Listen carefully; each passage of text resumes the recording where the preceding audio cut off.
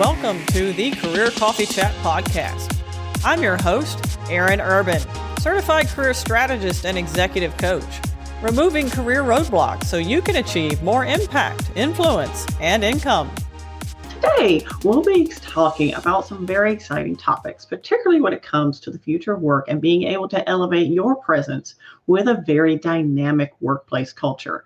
Most of you have already figured out we'll be in remote work for quite some time to come, or at least a blended work methodology. And what does that look like? And how does networking work for us? How can we show up? What does our brand mean? How can we be more human in a very digitally dependent work culture? So let me let you know a little bit about our esteemed and very exciting guest. Landi Spearman is the Chief Change Officer, as she says, but she is the CEO. She's a powerhouse behind Organized Shift. Now, what Landi does is she helps leaders change the way they approach growth, disruption, and innovation. She has an affinity for having an honest conversation about generational gaps, organizational agility, and cultural blind spots.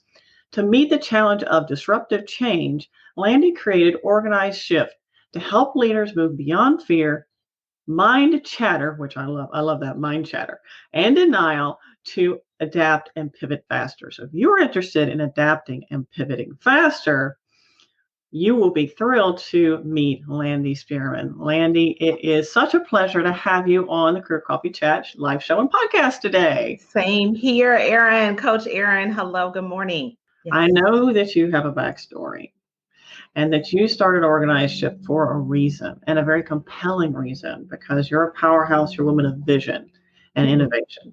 And I would love for you to share with folks that are tuning in, what made you start Organized Shift? What was that need that you saw that you knew you could answer? Wow, Aaron, such a great starter question. You just jump right in there, don't you? You said this is a conversation with my girlfriend, so we're going to talk.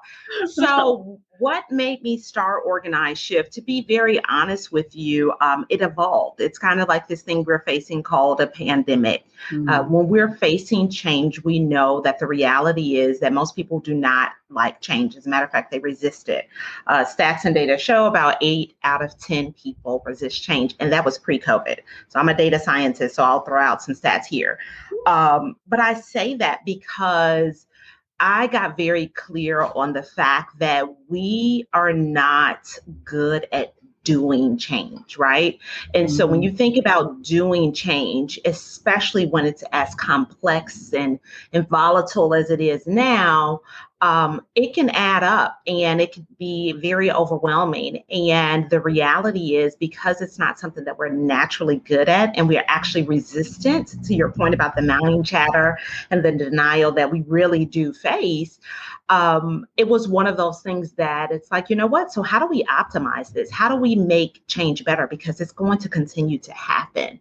And so the reason why I started Organized Shift was a couple reasons. One is I've always done coaching and consulting, like literally, I think all of my life since I was like yay tall, right?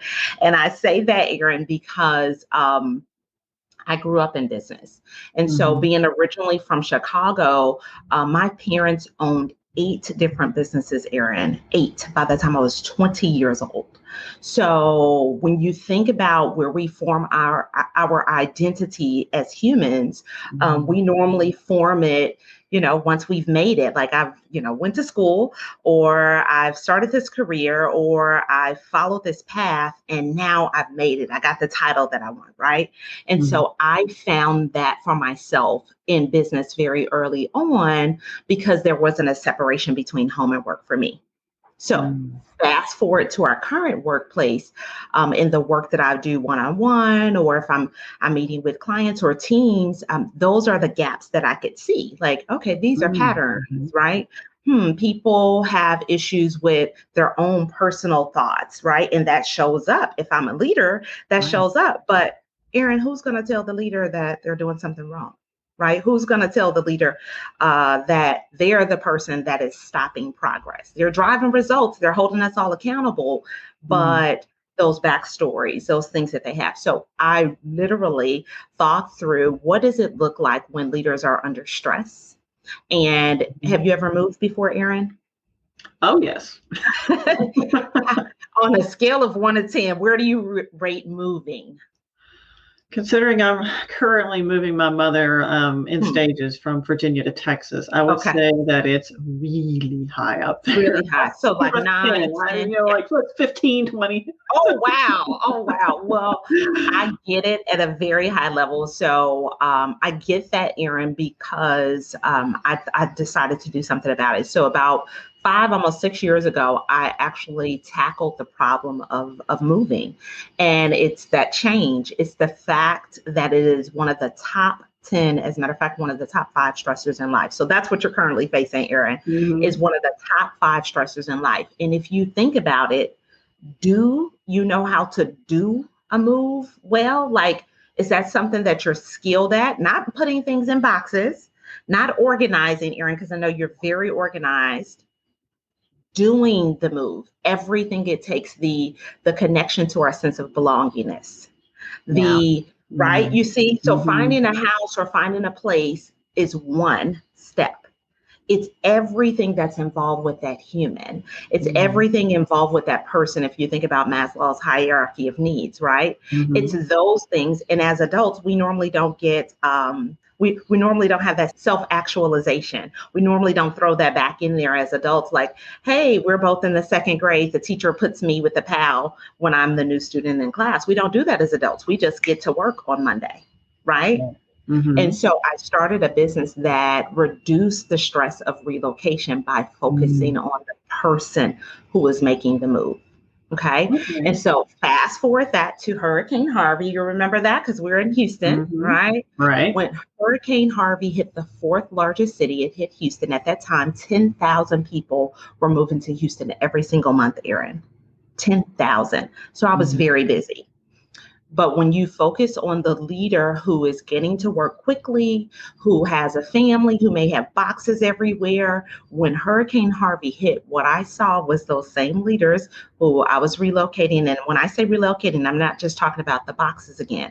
We Mhm. were doing everything from like the bed was made, there were groceries in the refrigerator. Can you imagine that for your mom? Like Mhm. everything being done for you, and she just shows up with a toothbrush, right? And so that's the level of detail that we were putting into operationalizing this very stressful thing. So when Hurricane Harvey hit, we shifted that business model from moving boxes to moving mindsets. And that's where Wow. organized shift was created. That's amazing. That's a serious move from moving actual physical, like the physical move, really getting beyond that and embracing the more mental side of it, which the physical part you can probably get to, but the mental side of it, that goes much deeper and has a much more complexity. And when you're Yes. talking about moves, it's interesting because we're moving quite a bit in our current culture through and out of this pandemic. And what we're looking forward to is very, very different than where we have been. And how does that mindset? So we're all having to shift our mindsets Yes. to show up in a very different space. So for the individual leader who's emerging and evolving through this space, or for the high performer who wants to show up in this space, what are you seeing? Because part of it, you were talking about shifting mindsets to match your resume. Where is the biggest pain point? What's the biggest gap you're seeing? Where are people kind of falling off the map, if you will? Oh, very good question. So, I would probably say two key focus areas. One is, and I'll break it into the two different groups. So you said one Mhm. is the emerging leaders, and then the other is the high achievers, the people Mhm. who are seasoned and they know they've been here, done that, right? Mhm. So I'll start with them. So for a high achiever, moving through or shifting a career or deciding where to go next, one of the biggest pain points is looking outside of ourselves versus going inside. Right. Mhm. And so, Mhm. to your point about the complexity that it takes to really shift and think through your mindset or to reflect and understand where you are and make decisions and choose to do something different about what's next. To become self aware is one thing, right? Mhm. Mhm. I can meditate, I can slow down, I can practice mindfulness. Okay. These are not things that Generation X and baby boomers. These are not things that we grew up as in business knowing as, priority, right? And so when we think about slowing down to speed up, that is my suggestion. And one of the biggest pain points is we have not been taught that there is value in mindfulness. We have not been taught that there is value in going internally to create it externally. And so we normally put things on top. So we put another title on top. We put another, right, a certification. We get two more degrees. Oh, we layer well. And then we wear it on our sleeves. So I have these fabulous sleeves today, right? So we wear it on our sleeves. I've earned this position. I've earned this title. And we wear that so proudly that we actually get stuck with it. We get stuck with it. And so to answer your question regarding what does that pain look like, when you're stuck with who you are, how can you progress or see your blind spots for what's missing? That's really powerful. And it's similar to what I talk to people about when we're really diving in to your career contributions, which are so important, not only for self-empowerment, actualization, understanding, okay, how can I provide the backstory to get from where I am today to where I want to go? I share with people, oftentimes our resumes, our career contributions are historical. They're obituaries, talking about everything we used to do. That's good. While it's not invaluable, it's valuable information. And let's talk about where you're going, and can you provide that information in a context based on where you're going? Because if you talk about what you've done, you'll just get more of the same. Correct. And as I said, Erin, we're proud, right? So we're constantly willing and ready to talk. Yeah, I did all of these things. And so the second pain point, I would say it lends to the fact that not only do, we get stuck in this is who I have been and I've earned this, but we actually hunker down in it. Right. And so when you look at the generational gaps, right? So, I tell people I speak English, I speak Spanish, hablo español, but I also speak millennial. And what does that mean? So growing up in those 5 businesses, I'm the oldest of 5. And there are 13 years difference between my youngest sister and I have a relationship with all of my siblings.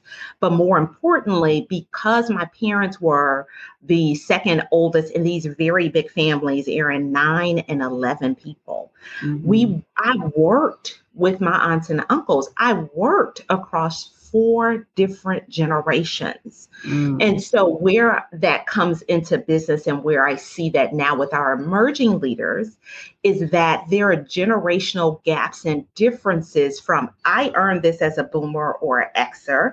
And as a millennial, I'm not worried about working 50 hours a week to say that I earned that or I got the title as a VP. I actually care about me.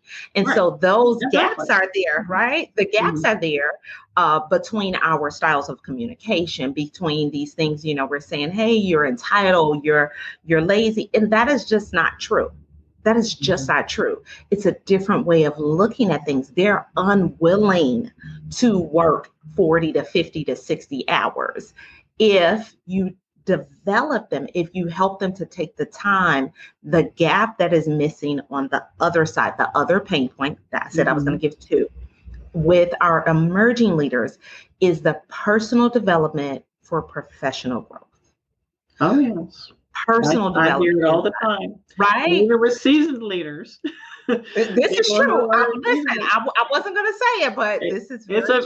It's a big pain point. How can I? Because the differences in the narrative between the baby boomers and Gen X's and the millennials and then the generation behind them, it's a different mindset, how they approach life, how they approach work.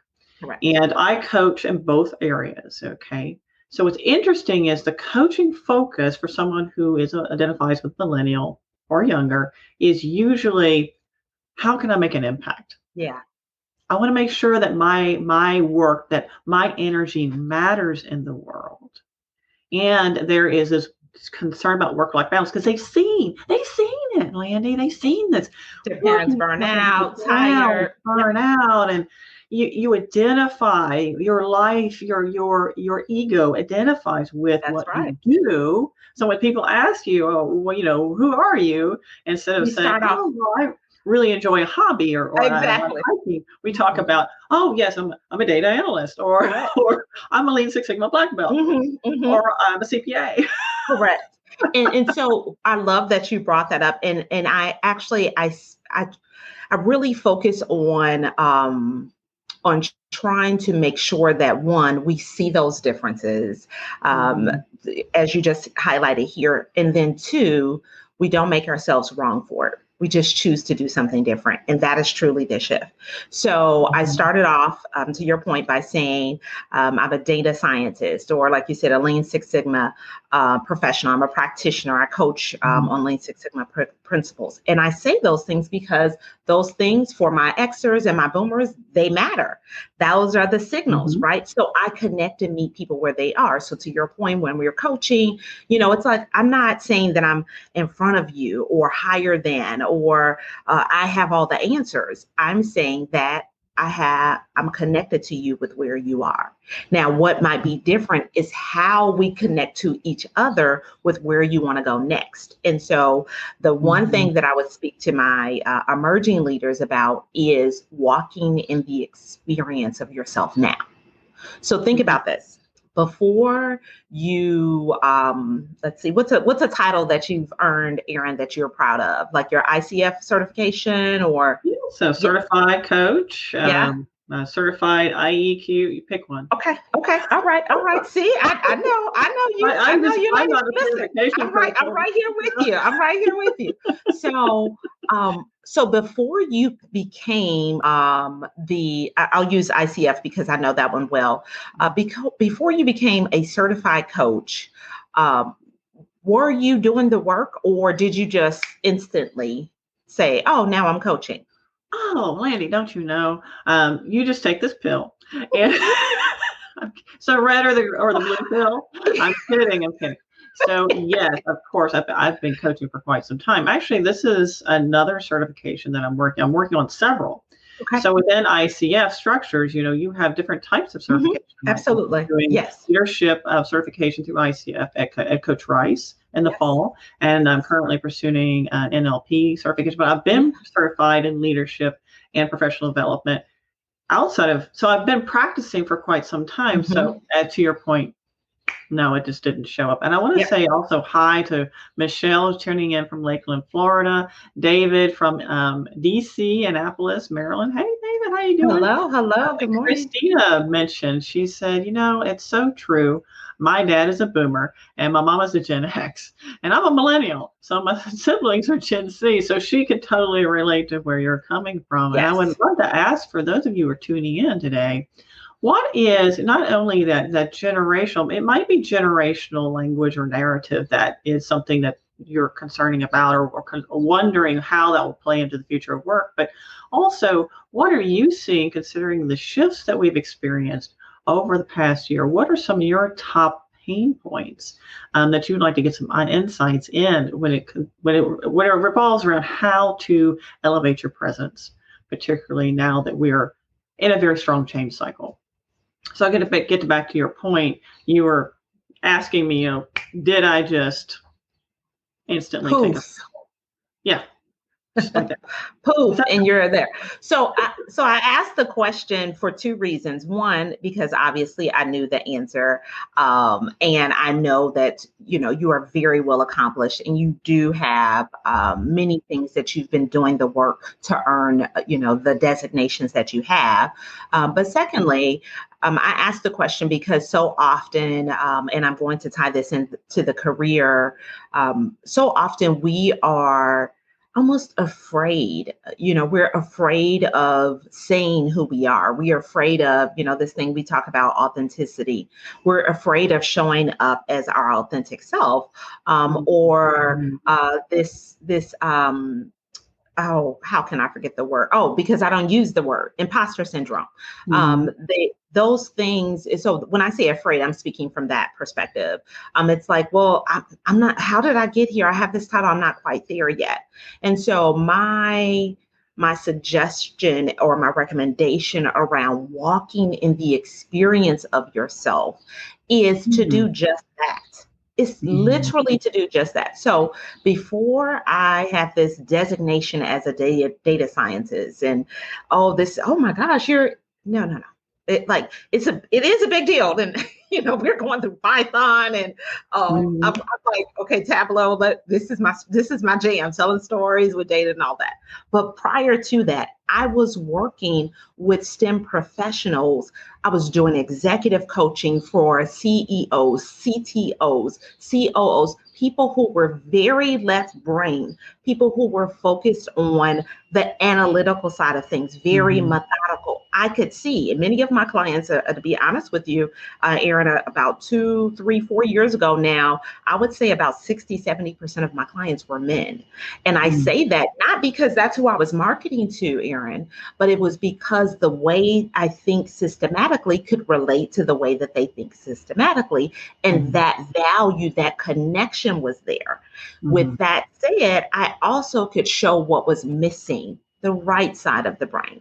So often, remember I said, Erin, how we hunker down into who we are, especially when it's time to be changed or challenged, or we just naturally resist it. We're humans, okay? When it's time to solve new problems like the complex, volatile, that VUCA that I'm using all the time, volatile, uncertain, complex, and ambiguous change that we're facing. That's constantly, it's like no end to it, right? So when we're trying to solve those type of problems, if you're the chief engineer or you're the CTO, if you only rely on your technical expertise, right? So when I was going through learning Python and code, if I only stay on that side of my brain, my left side of my brain, the flow, the creativity, the connection to the experience, even the emotions are data. Think about that. Your emotions tell you something. So you said you're getting certified in NLP. I heard that. One of my mentors, his brother is actually the founder of NLP. And yes, ma'am. Yes. That's great. So, I'm certified in nonverbal communication. So I read people's verbals, the things that we don't say, right? But I bring that point up because when you're thinking about tapping into the emotions, the way you feel, these are not things, again, that we talked about in the workplace as Gen Xers or as baby boomers. My emotions? No, you're supposed to leave that. Oh, you don't bring emotions to the workplace. No, like, you don't bring emotions to the workplace. And so you get it. One of the things, this is one of the big roadblocks we have is that shift, particularly for established leaders and emerging leaders who are merging into a space that has been shaped before, by their predecessors, that doesn't fit who they are. It doesn't fit their authentic selves and how they express themselves. And what does authenticity even mean based on which generation you identify with, and how can you show up in this very different marketplace, which is, FYI, not necessarily baby boomer generated. This new evolving marketplace that we're in a strong change cycle is more connected to the millennial strata and or Gen Z, if you identify with those two. So, it's interesting because a lot of people, particularly established professionals, aren't quite sure how to behave. They just don't know. You're right. You're right. How do I show up? So that's, Erin, that's the reason why the work that we do at Organized Shift is focusing on humanizing leadership. That is exactly the reason why. When you think about humanizing leadership, it's getting back to the connection that it's not just the title, it's the person who's doing the leading. It's the person that's resisting the change. It's the person who's trying to figure out what's next. And normally, what do? We kind of do it. We hunker down. We go inside of ourselves instead of leveraging the diversity of our team, instead of being able to adapt and be agile and think through, I need to show that I don't have all the answers. That can be very revealing. That's being vulnerable. You get what I'm saying? And so that's the part. Those are the things that connect to again, humanizing leadership. And that is the reason why, to bring that story full back, why did I start Organized Shift? Because I saw when people were moving this top 5 stressor, they were stressed out, but they had to go to work. And they almost had to suppress how they were feeling in order to get the work done. And that is not the most productive way to go to work. I did cost studies and show, the cost of disengagement, productivity goes down, all of those things. So what we did when we shifted that business model from moving boxes to moving mindsets was still apply the same thoughts, the behavioral science behind how people react when they experience change, the data itself, what it shows. Okay, if we put these two things together, if we optimize this process, so I brought in that Lean Six Sigma, right? And the diversity so often, especially in this day and age, Erin, when we talk about diversity, we're normally thinking of what, race and gender, would you agree? Right. Yes, unfortunately, yes, that's where it stops. And here's the reality. I've given several examples just here today about diversity of thought, just because you might be a different age or from a different generation. So have a different, religious background. You're from a different country. Exactly. It's not, or maybe you have tattoos. You know what? I have 2. And by the way, tattoos don't make you stupid.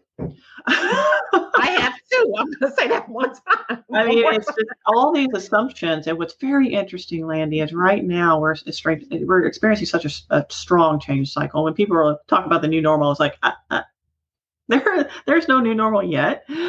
Wait, because that will be sometime in the future. I'm not sure when. But we have so many cultural biases. And it's not really cultural bias. It's just when you think about a bias, it has a bad connotation, but actually we all have them. You may not like vanilla, or you might like mint ice cream, and that's a bias, by the way. And we all have them. But it's these mental habitual modes of thought that get in our way of progress because we don't challenge ourselves enough. We don't challenge them. I agree. I mean, cognitive bias builds up drift over time, which means that it may or may not be true to the current state. And what I love is, I think this is DB Tunzel, actually. Sometimes she doesn't show up on StreamYard, but she says, I think people who make the most impact know how to balance analytical and the creative thinking. That's good. And can take solutions to a completely different place and has more value. Absolutely.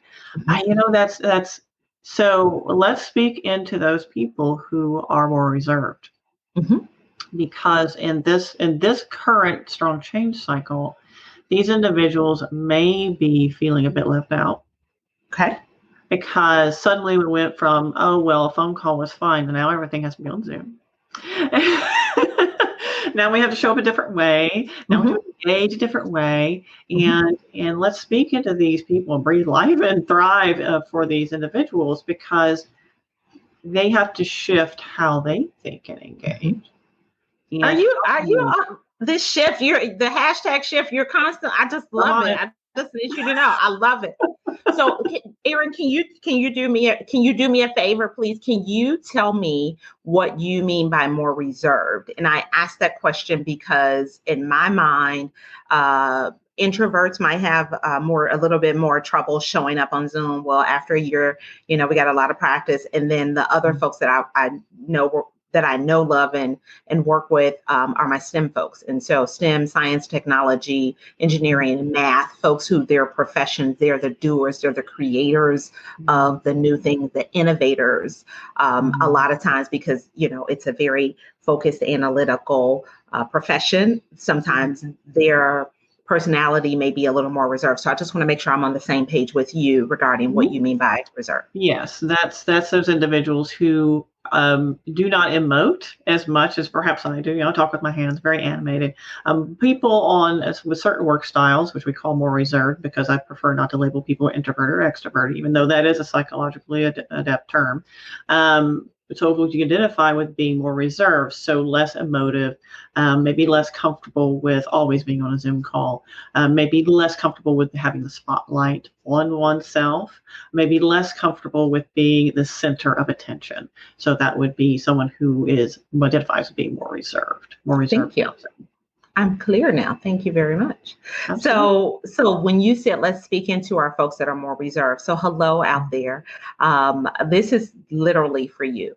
Couple things. One is I have such great admiration for people who process things internally. I'm an auditory learner.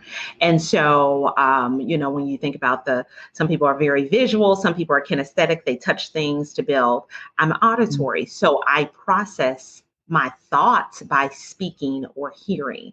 I don't just hear people and listen well. I process my own internal compass. And so I say that because when there is someone who is more reserved, I love that. I'm going to use that, Erin. When someone is more reserved and they're processing that thought, it's kind of like our LinkedIn user who put the comment in the chat. So often you have time, remember, slowing down to speed up. So, if you're an extrovert, you're the first person to have all the answers. You don't allow for the time to slow down and process and see the blind spots, see what's missing. Remember, I said emotions are data. So when we are not connected to our emotions, we're not processing, oh, wait, that was butterflies in my stomach. That means something. Oh, does that mean that I'm nervous? Does that mean that this is uncomfortable? So now I can make a different decision versus just pushing that down or omitting or pretending like it's not happening, right? And so when we are speaking to our folks who are, again, more reserved, to be aware of your emotions, to be able to process that as data to make different decisions. That's one way that we can speak directly into who you are. Another way is, as I said before, I don't make people wrong for being exactly who you are. I value your diversity of thoughts, your diversity of experience, and your diversity of perspective. And so when I say I value it, I think, Erin, one of the things, and I said, it's unfortunate that we just stop at race and gender, because those are the things that almost make us different. And so we kind of stand in where you're a woman, I'm a man, you're Black, I'm white, so I remember when I learned Spanish, I went over to Spain, Erin, to learn Spanish in 3 months. And the reason why I learned Spanish was because I had taken it like most of us had taken a foreign language in school.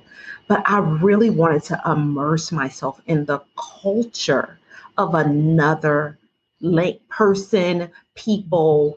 Now about a third, I think between a fourth and a third of our entire planet has people who speak Spanish. And I wanted to be connected to people in a way that I could value what you bring and your differences. And so when we're talking about our reserved folks, the fact that you have a different opinion because you had time, one, to think about it, two, the way you show up and what you bring to the table is different from who I am.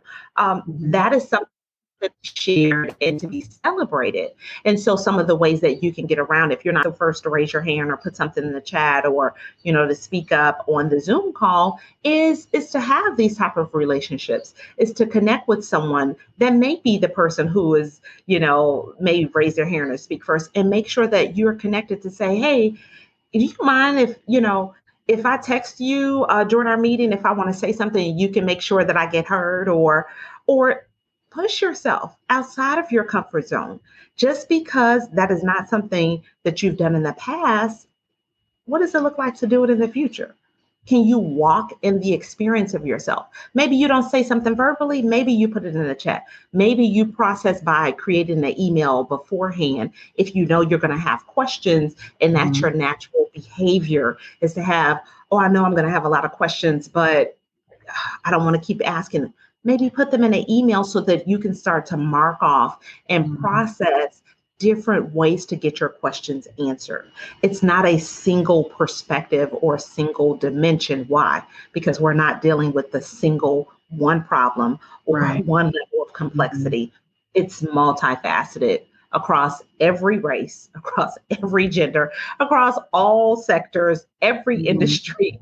in all workplaces, even as entrepreneurs, we're facing a different marketplace. It's not just, who I'm marketing or selling to, right? It's also the people that I work with, my colleagues. And then it's also the experience that I'm creating for the people I'm working with, because the consumers are now also possibly stakeholders and they have a voice, right? And then it's not just let me create something for my clients. It's also, what about my employees? Right. What about the people that I work with, that I come alongside with every day? What is the experience like for them? So absolutely. And for emerging leaders too. I mean, it's for emerging, evolving leaders and established leaders, full stop. I encourage you all to consider that how you lead collaborations, because for whatever reason, whenever we meet in teams, we always assume the leader is the one who's facilitating the conversation, even if they're not. So I want to encourage those of you who identify with being a leader in any space and capacity to search and look for your subject matter experts, your people who are SMEs, and encourage them to speak up, because they will not do that naturally.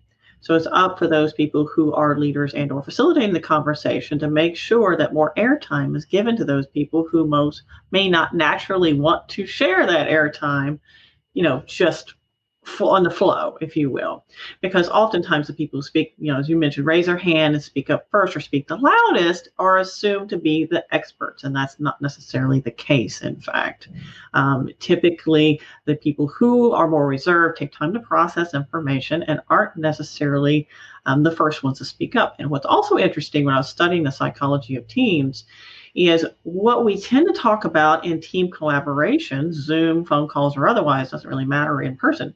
We tend to talk in terms of common knowledge.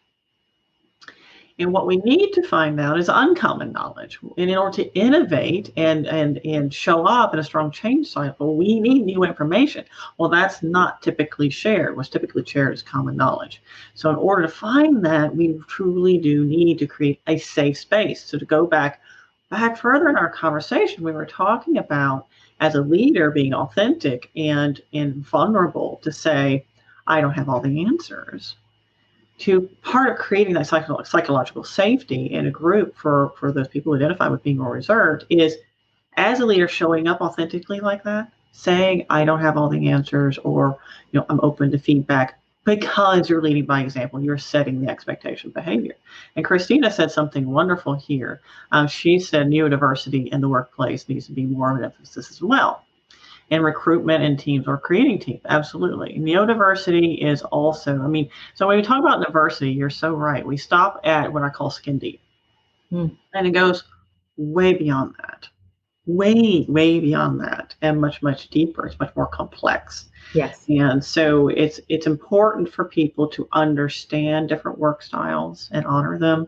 It's important for people to really get to know their people on their teams as a person. And for those of you as an individual, getting to know those others that you work with as individuals, and creating, as Chris Coltonato on my show last year shared, tiny moments. The tiny moments that matter do not require you to stand up and be the center of attention. That's right. At the middle of a Zoom meeting. It can be an instant message. It can be a short hello, something very meaningful, email, or a phone call, whatever you're comfortable with. So creating those tiny moments that matter as someone who's more reserved or otherwise, to, further your impact, right? Coach Erin, it was how we met. A tiny moment was how we met. That's right. Think about that, right? It was, there was a lot going on. I think I was on stage maybe once or twice that day. There was a conference. I was in the back scene connecting. It was a tiny moment. You saw me take a breath, right? It's so often we don't slow down and just breathe and process. So I think that, yes, that tiny moment, I love that way of seeing things. I would also add, this is exactly the shift I'm talking about. I put an F in there, Erin, shift.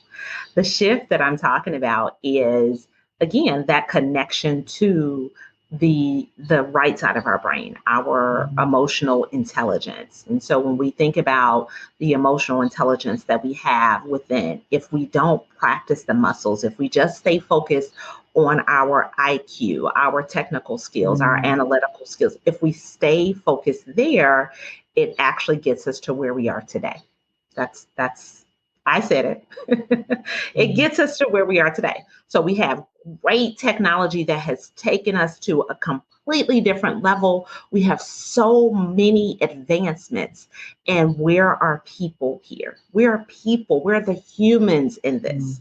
How do we optimize the experience of being human? So I use SHIFT, right? I use that quite frequently. It's actually an acronym, Erin. The S, when we're thinking about humanizing leadership, the S specifically is for speed. Again, we do everything fast, or we're driving results where we got the internet. That's for sure. Right? And you're talking about the change curve, right? So we're trying to get through the change curve so fast. We're trying to go through, get over resistance. We don't want to. We're not going to the we don't want to hit denial. I'm not doing that. At the top. That's how fast we're going. Yeah. Right? So that S is for speed, and it's being able to process how fast things are really going. And again, slowing down to speed up. So I'm going to pause there for 1 second. And I'm going to ask Erin, I know you love the hill country and being outside in the trees. Have you ever picked up a slingshot, Erin? No.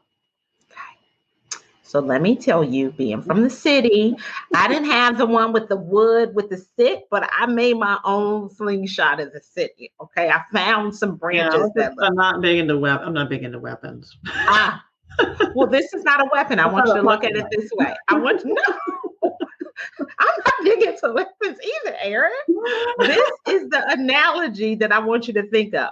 Think about a slingshot. Think about a rubber band. Okay. So when you pull that rubber band back, what happens when you pull it back? It gets tense. It gets tense. It's tension, right? What if you keep pulling it back more? What happens?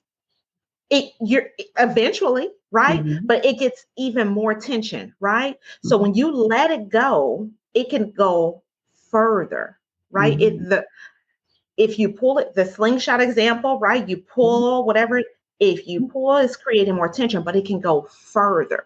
The reason why I'm giving that as an example, using that analogy as it relates to speed, is because it can go further faster.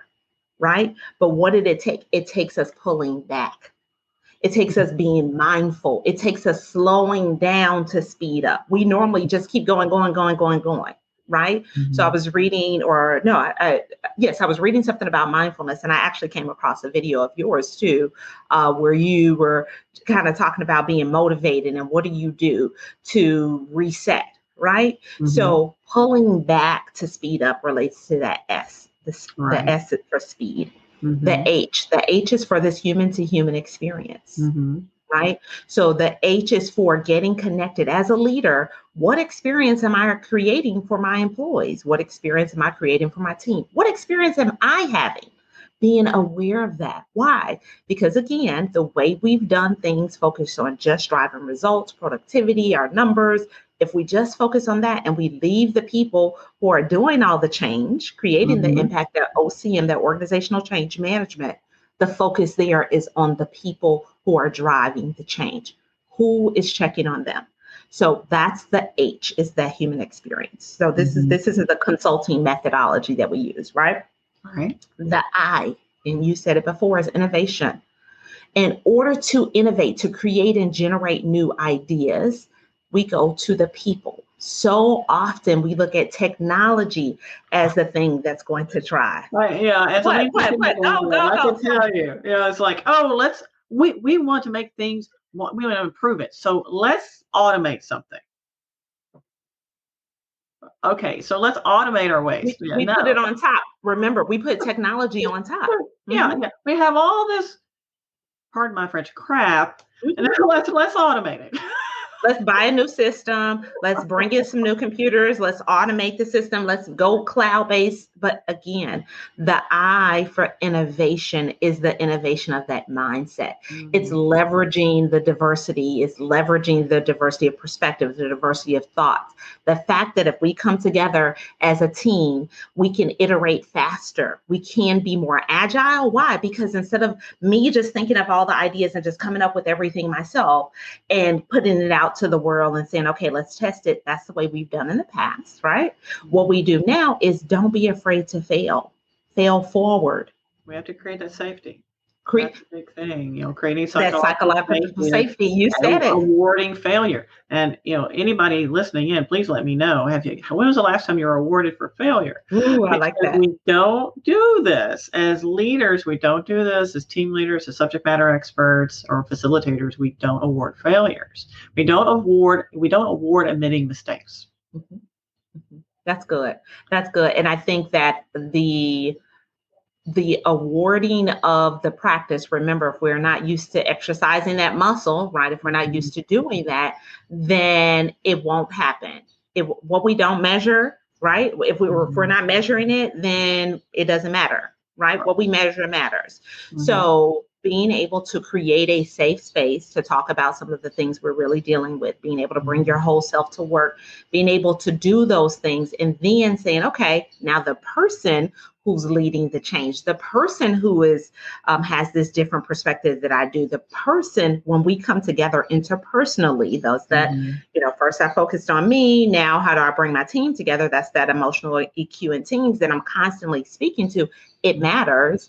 That's how we innovate. That's how we iterate, right? Because we create solutions together. I may have the concept and idea, but because you're closest to the problem over here in your life, in your community, in your area, or you've had a different, you've come from a different industry or background. So you were in healthcare, now I'm in food safety. You were in oil and gas, now I'm in tobacco. Like, we have different ways to look at things. Right. And so therefore we can bring our whole self to work to solve different problems. So that's the I for innovation. Mm-hmm. The F is for flexibility. And we're not talking about yoga. Well, I do bring mindfulness in here, but you are absolutely right. We're not talking about yoga. The F for flexibility. It is the fact that we are constantly facing change, and the rigid, the resistance, the structured way of thinking. Mm-hmm. It's good to have organization. It's good to have structures. It's good to have systems. That's how we make changes, to have, systems and processes in place, right? But this ain't that. This is different, right? And so in order to be able to move forward, our mindset has to actually shift forward. Like, oh, wow, I might have to change the date. Or if this is happening over here, instead of playing small and showing up to the meeting and not being fully present, let me communicate. Hey, guys, I'm going to have to sit this one out, or I'm going to come in 10 minutes late because I got to drop off my kid, or this just happened. It may be something that we need to be more flexible on. Our terms, we found during the pandemic, our supply chains have been impacted. So we've been forced to be more flexible. But what about if you exercise that muscle and you learn how to think differently, pull in? Humanizing leadership. I like you, Erin. The last one is the T, and we've been talking about this. The T is for transparency. Transparency in data, transparency in conversation, transparency. I mean, it's this thing that we've been talking about. Even bring the millennial conversation back in.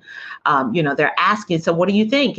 And show me this and tell me this. And it's like, wait a minute. If we put everything on our phones or show our lives, that's a different form of transparency than maybe, and this is a generalization that I'm using, but this is a different form of being transparent than maybe the Gen Xers or baby boomers were used to. We were told that, you have to have a certain clearance to get this information, right? Mm-hmm. You have to be in a certain room to get this data. And now think about it, with access to so much information, transparency, when we're not being transparent, that's when it shows up.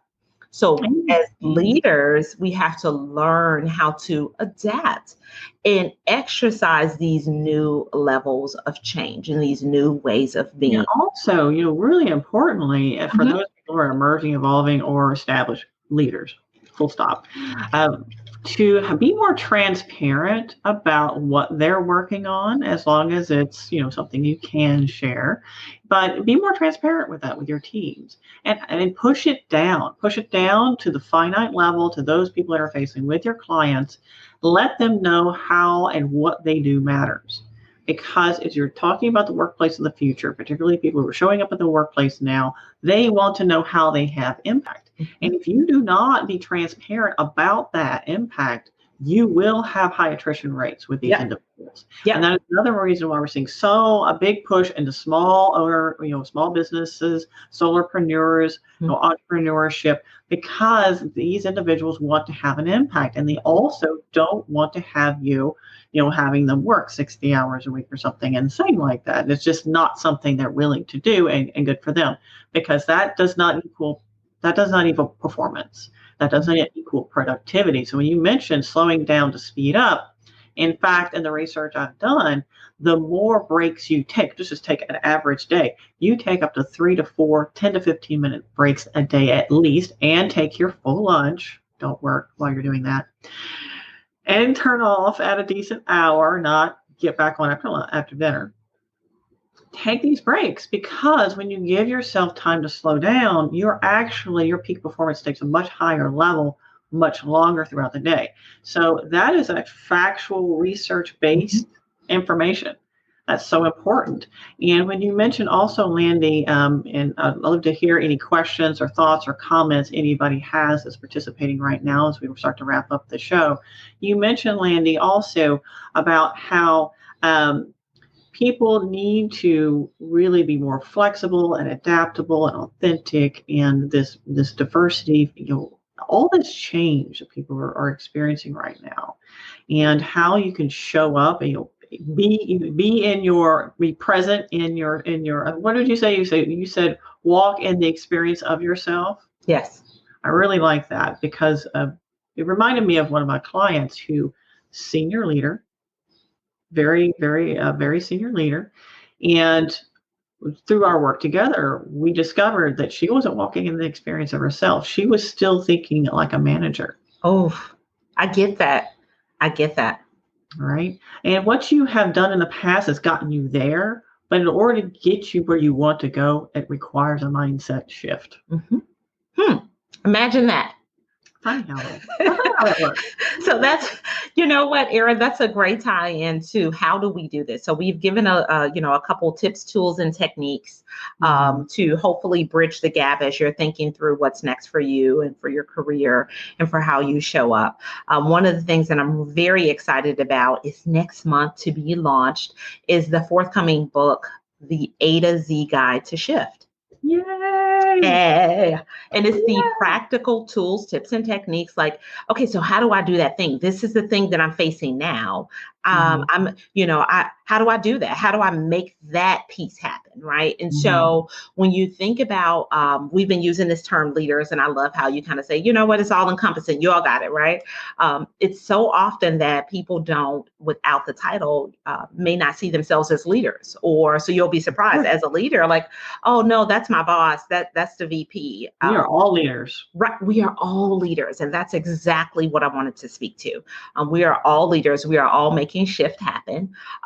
We are all facing lots of change and complexity, no matter where your title or your position. One of my good friends and colleagues were working on this project, and at his company, a major brand that we all know, one of the things about their director level positions, which we're working on coaching to get him to, is walking in the experience of yourself. And they will not give you the position at this company until you've done the work. So think about that.